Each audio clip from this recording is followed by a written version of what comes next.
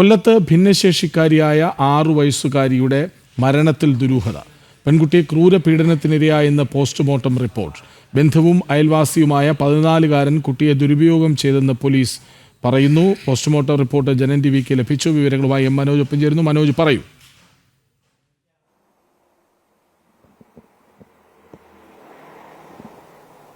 കൃഷ്ണരാജ് 6 വയസ്സുകാരിയുടെ മരണത്തിലാണ് ഇപ്പോൾ പുതിയ കണ്ടെത്തലുകൾ ഉണ്ടായിട്ടുള്ളത്. അതായത് ഏപ്രിൽ 19-നാണ് ഈ കുട്ടി മരിക്കുന്നത്. അതിനുശേഷം ഈ പോസ്റ്റ്മോർട്ടം റിപ്പോർട്ടിലാണ് ഈ കാര്യങ്ങൾ വ്യക്തമാക്കുന്നത്. അതായത് കുട്ടി പീഡനത്തിനിരയായിട്ടുണ്ട് എന്നുള്ളത് തന്നെയാണ്. അതായത് സ്വകാര്യ ഭാഗങ്ങളിലടക്കം അണുബാധ ഉണ്ട്, മുറിവുകളേറ്റിട്ടുണ്ട് എന്നുള്ള കാര്യം അടക്കം ഈ റിപ്പോർട്ടിലൂടെ വ്യക്തമാണ്.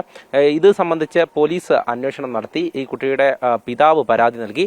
ഇതിനനുസരിച്ച് തന്നെ പോലീസിന്റെ അന്വേഷണത്തിൽ അതായത് ഈ കുട്ടിയുടെ ബന്ധു കൂടിയായിട്ടുള്ള ഒരു 14-കാരനാണ് ഇതിന് പിന്നിലെന്ന് കണ്ടെത്തിയിരുന്നു.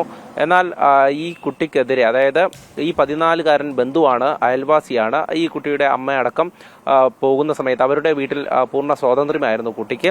അങ്ങനെ ഒരു സംഭവം നിലനിൽക്കെ തന്നെ ഈ മരിച്ച കുട്ടിയുടെ, അതായത് ഓട്ടിസം ബാധിച്ച കുട്ടിയാണ്, ഭിന്നശേഷി ഉള്ള കുട്ടിയാണ്. അത്തരത്തിലൊരു കുട്ടിക്കാണ് ഇങ്ങനൊരു സംഭവം ഉണ്ടായിട്ടുള്ളത്. പിന്നീട് ഈ കുട്ടിക്ക് ക്ഷീണം അനുഭവപ്പെട്ടു. ഈ ക്ഷീണത്തെ തുടർന്നാണ് ആശുപത്രിയിൽ അഡ്മിറ്റ് ചെയ്യുന്നതും പിന്നീട് മരണം സംഭവിക്കുന്നതും. എന്തായാലും അതിനുശേഷമാണ് ഈ കണ്ടെത്തലുകൾ ഉണ്ടായിട്ടുള്ളത്.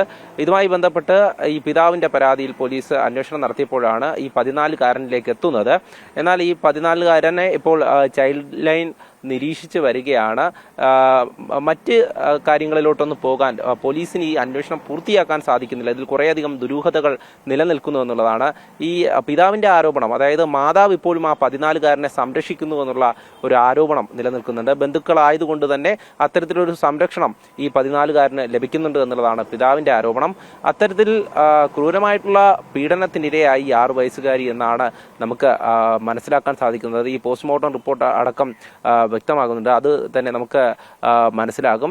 എന്തായാലും പോലീസിനെ സംബന്ധിച്ചിടത്തോളം ഈ ദുരൂഹതയുള്ള ഈ വിഷയത്തിൽ പൂർണ്ണമായും ഒരു അന്വേഷണത്തിലേക്ക് എത്താൻ സാധിച്ചിട്ടില്ല എന്നുള്ളതാണ്. കാരണം ബന്ധുക്കളായതുകൊണ്ട് തന്നെ അവർ പലരും സംരക്ഷിക്കാൻ ശ്രമിക്കുന്നുണ്ട് എന്നുള്ളത് തന്നെയാണ്. എന്തായാലും മനസാക്ഷിക്ക് നിരക്കാത്ത തരത്തിലുള്ള ഒരു സംഭവം തന്നെയാണ് ഉണ്ടായിട്ടുള്ളത്.